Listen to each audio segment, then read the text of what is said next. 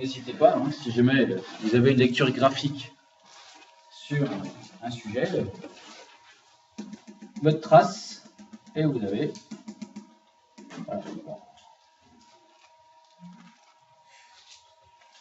C'est peut-être du luxe, hein, mais je veux dire, c'est toujours rassurant, voilà, alors que c'est vrai.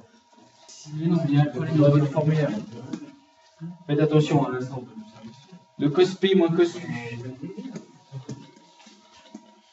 Cos P moins cos Q, c'est moins 2 sinus P, P plus Q sur 2, sinus P moins Q sur 2. Ah, c'est pour ça que vous avez un... Voilà, c'est avec un moins. Eh oui, sinon vous avez un alpha négatif.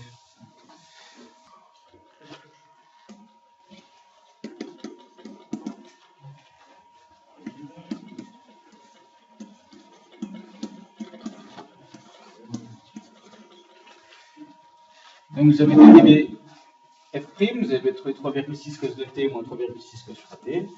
Donc f' de t, en mettant facteur 3,6 cos de t moins cos 3t, d'où l'utilisation de la formule cos p moins cos q. Donc ça fait 3,6 fois moins 2 fois sinus p plus q sur 2, 5t sur 2, sinus p moins q sur 2, sinus moins t sur 2. En appliquant strictement le formulaire. Or, sinus moins t sur 2, eh bien, c'est l'opposé de sinus t sur 2. Donc ça fait, si vous voulez, le moins, je vais mettre devant le moins sinus moins t sur 2 et moins sinus moins t sur 2. Ça fait sinus t sur 2.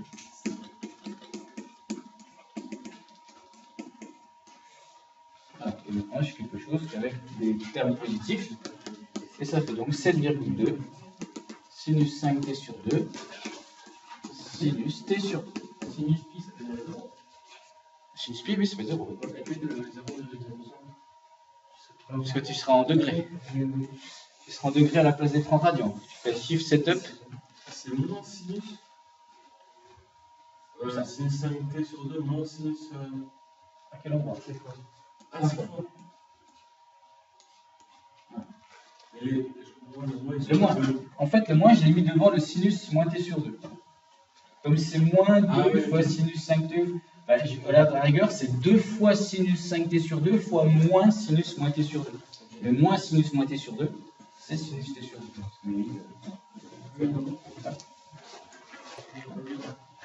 En déduire les valeurs de f' de 2 k sur 5, et ça fait 0, hein, puisque vous avez du sinus capi, donc sinus capi, bah, ça fait 0.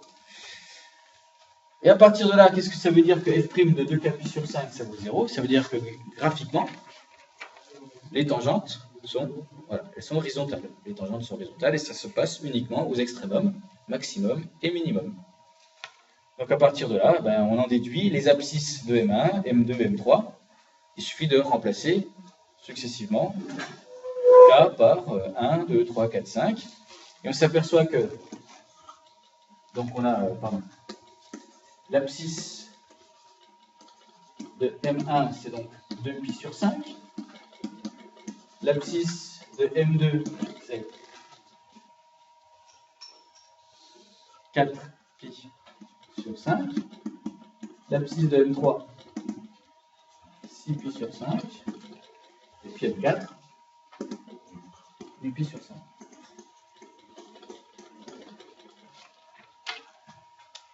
Donc, bon, nous, notre maximum, on a vu que c'était pour M3, puisque c'est graphiquement.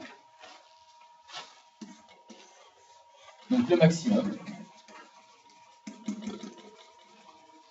de F, c'est F de 6pi sur 5. Vous n'avez plus qu'à prendre votre fonction et vous remplacez. Alors, est-ce que vous. Tiens, je vais vous montrer une manipulation calculatrice qui peut vous être utile ici. Là, c'est l'habitude là. Donc, il va falloir que vous calculez la valeur approchée de 6pi sur 5. Donc, avec f de t qui vaut 1,8 sinus de t moins 1,2 sinus 3t. Bon, ça va, c'est faisable, mais disons que c'est un petit peu pénible parce que vous allez écrire 1, fois sinus de 2 fois 6 fois pi sur 5, etc. etc. Alors, je ne sais pas si vous connaissez ce truc-là, vous pouvez, dans votre calculatrice, rentrer une valeur compliquée, comme c'est le cas parce que c'est 6 pi sur 5. Bon, si ça avait été 2, 3, on s'en moquait, mais comme c'est ça, c'est chiant. Vous pouvez le rentrer dans une variable. C'est-à-dire que, je vais donner le calcul, pardon.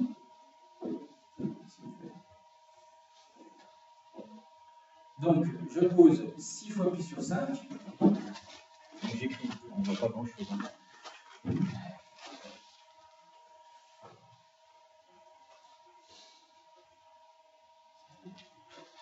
Donc, 6 fois pi sur 5.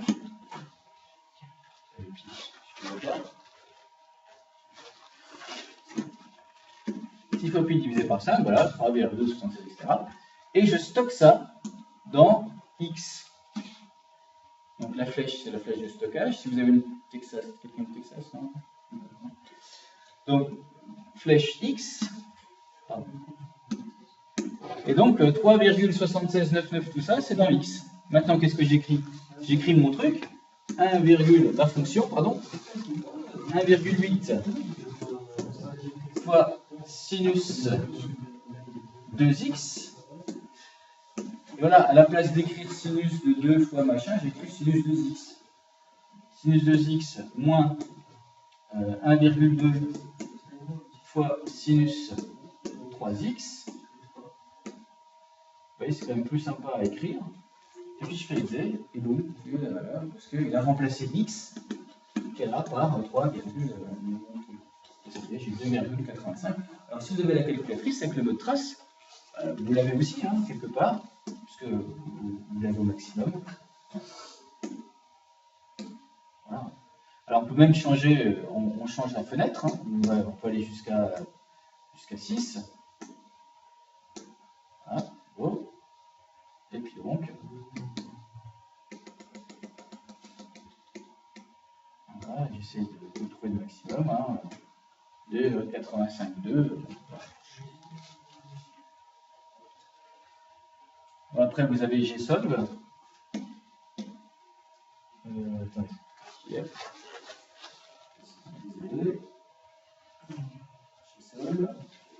Gsolve qui vous permet de trouver le maximum. Hop.